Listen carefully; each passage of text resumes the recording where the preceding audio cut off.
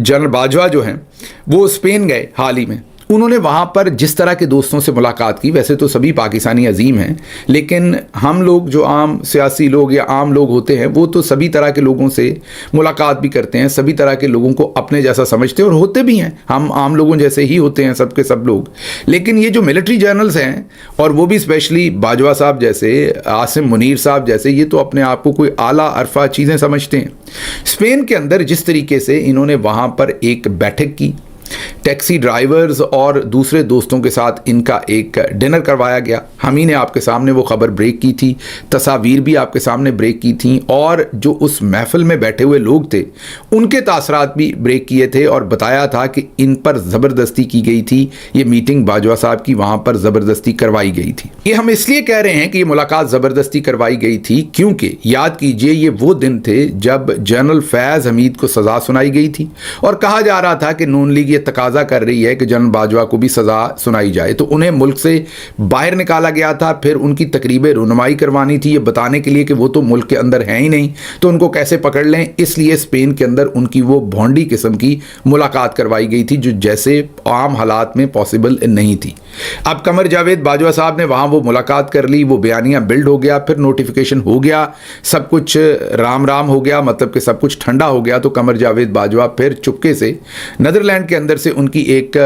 Footage जारी हुई, एक तस्वीर जारी हुई जिसमें वो बड़ा सारा पेट सामने छोड़ के, ये मैं बड़ा सारा पेट किसी को नहीं कहना चाहिए, लेकिन क्योंकि वो आर्मी चीफ हैं, जनरल हैं और अभी रिटायर हुए हैं, जितना बड़ा पेट है इतना बड़ा माजरत के साथ पेट बढ़ते बढ़ते भी 12-14 साल लग जाते हैं। तो जैसे अपना पेट फैलाकर वो कॉफ़ी शॉप में बैठे, पूरे कॉफ़ी के 2 मग सामने खाली पड़े थे जिन्हें वो अकेले ही डकार गए थे, तो वो जिस तरीके से बैठे हुए थे वहाँ से होते हुए वो पाकिस्तान आए और पाकिस्तान आकर वो सीधा ही बाथरूम में गिर गए। यहाँ पर यह भी खबर याद रखें कि हाल ही में एक सहाफ़ी ने पाकिस्तान से खबर दी थी कि वो डी वॉटसन या शाहीन पर अपनी नज़र चेक करवाने जाना चाहते थे, आई साइट का नंबर शंबर चेंज हुआ होगा, तो उन्हें रास्ते में रोक लिया गया था, गाड़ी में निकल गए थे घर से, रास्ते में रोका गया था, उन्हें वापस ज़बरदस्ती लाया गया था और फिर आई साइट चेक करने का पूरा इंतज़ाम उनके घर पर ही किया गया था और उन्हें बाहर निकलने से मना किया गया था। फिर मैं अपने ज़राए से एक मुसद्दका खबर आपके सामने रखता हूं जिसके मैं पूरी तरह से पीछे खड़ा होता हूं।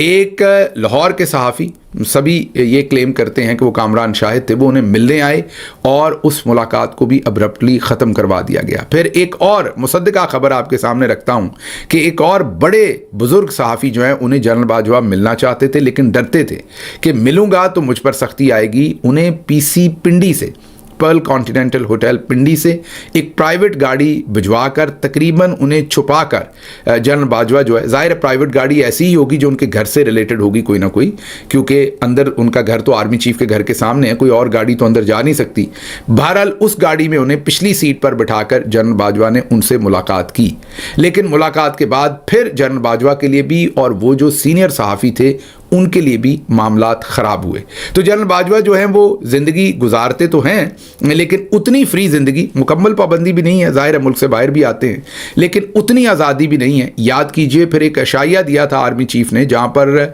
जनरल कियानी से लेके सभी मौजूद थे, उनके इर्द गिर्द जनरल बाजवा नहीं थे, उनको नहीं बुलाया गया था। फिर एक और भी बात याद कीजिए, जब लाहौर में 9 मई हुआ तो जो जनरल फ़याज़ थे, सलमान फ़याज़ या फ़याज़ सलमान साहब, माजरत उनका नाम उलट कर रहा हूँ अगर, तो उस वक्त के कोर कमांडर थे लाहौर के,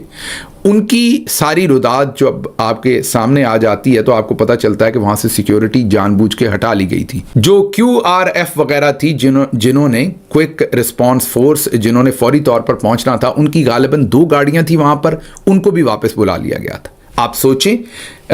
जो मॉब होती है उसकी एक अपनी साइकी होती है, भले कोई उसे इंस्टिगेट करके वहाँ लेके गया हो, क्योंकि PTI तो वहाँ जाना नहीं चाहती थी, वो तो लिबर्टी चौक पर थी, लेकिन जो भी उन्हें इंस्टिगेट करके लेके गया, जब एक दफ़ा मॉब इंस्टिगेट हो जाती है तो फिर कुछ भी हो सकता है। दूसरे लफ्ज़ों में जो कोर कमांडर लाहौर थे उनको उस वक्त की मिलिट्री लीडरशिप, जो आसिम मुनीर और दूसरे साथी हैं, उन्होंने जानबूझकर मरने के लिए वहाँ छोड़ा। दूसरे लफ्ज़ों में आप ये कह सकते हैं कि एक पूरा माहौल बना दिया कि मॉब उन्हें कत्ल कर दे। सोचें अगर उस दिन मॉब उन्हें कत्ल कर देती तो फिर क्या मामलात होते पाकिस्तान के अंदर और इस सारे मामले को क्या रंग दिया जाता। तो कोशिश पूरी थी मेरे ख्याल में उस दिन के कोर कमांडर लाहौर जो उस वक्त के थे उनका कत्ल कर दिया जाए, उनकी जान ले ली जाए, उनकी फैमिली समेत। वो तो लोग जो अंदर गए उन्होंने कोई रहम किया, तरस किया या खौफ खुदा किया या ख्याल किया या अकल की कि उन्होंने उनकी और उनकी फैमिली को, उनकी बेटी को, बीवी को, उनको सेफ पैसेज दिया। वरना जो ऊपर बैठे लोग थे उन्होंने कोई कसर नहीं छोड़ी थी तमाम माहौल बनाने की। तो इससे ये ज़हन में रखिए कि यहाँ कोई माफ़ी नहीं है, कोई जनरल हो, कोर कमांडर हो, आर्मी चीफ हो, अगर आपके ऑब्जेक्टिव पूरे होते हैं तो ठोक दिए जाएंगे। इसलिए अब ये तमाम चीज़ें जब मैं इकट्ठी करता हूँ, स्पेन के अंदर जनरल बाजवा की वो हजीमत करवाना, जिस तरह की मुलाकात उनकी करवाई गई सिर्फ अपना बयानिया बनाने के लिए,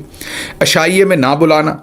बाथरूम, हाँ जी, स्पेशली बाथरूम में गिराना। अगर वो बाथरूम में गिरे भी तो ये बात जियो टीवी पर क्यों आएगी, ये बात बाहर क्यों बताई जाएगी? एक ऐसा टेलीविज़न जो उनकी मर्ज़ी के बगैर कोई चीज़ एयर नहीं करता, क्यों ये बताया जाएगा कि मर्द मोमन जिसे मैदान जंग में कभी कोई खराश ना आई बाजवा साहब को, वो जाके गिरे, ज़ख्मी हुए तो बाथरूम में हुए? ये एक अपनी ही फ़ौज के साबिक चीफ की हजीमत करवाने की क्या ज़रूरत थी? ये बगैर ISPR और ISI की मर्ज़ी के नहीं हो सकता। ये सब कुछ क्यों हो रहा है इसको हम भी समझने की कोशिश करते हैं, आप भी समझें और समझने की कोशिश करें। कमेंट्स में ज़रूर बताएं कि आपके ख्याल में ये क्यों हो रहा है, क्योंकि मैं ये मानने को तैयार नहीं हूं कि बाजवा साहब अगर गिरे हैं और अगर वॉशरूम में गिरे भी हैं, बाथरूम में अगर गिरे भी हैं, तो उनके साथ ये सब कुछ करने और करवाने की टेलीविज़न के ऊपर क्या ज़रूरत थी। रही बात कि मैं उनके लिए दुआ करूं तो दुआ यही करूंगा कि ज़िंदा रहें और इस तरह से रहें कि अपने गुनाहों की पूरी सज़ा पाएं और वो एक इबरत का निशान हो पाकिस्तान के अंदर। आने वाले तमाम जो डिक्टेटर्स हैं, जालिम हैं, ताले अज़मा हैं, वो भले फ़ौज में से हों या फ़ौज के बाहर से कोई हो, जो मासूमों पर जुल्म करता है वो उनकी ज़िंदगी देखकर इबरत हासिल करे। ये मेरी दुआ है। मुझे पता है आप में से बहुत सारे लोगों को बुरी लगेगी ये बात, क्योंकि है भी बुरी बात, इसमें कोई शक नहीं है, लेकिन मैंने आपको मजबूरी बताई है, ज़ाती वजूहात बताई हैं कि अरशद शरीफ शहीद के यतीम बच्चे और बेवा माँ और अरशद शरीफ शहीद का वो जुल्म से कत्ल हुआ चेहरा जो है वो मेरे सामने आता है, वो तस्वीर सामने आती है कीनिया के हॉस्पिटल के अंदर जिस तरीके से उन्हें तशद्दुद करके उनकी जो लाश जब बाद में लाई गई थी उसके ऊपर जिस तरह के निशानात थे, वो सब कुछ याद आता है तो फिर दिल से इसके अलावा और कुछ नहीं निकलता।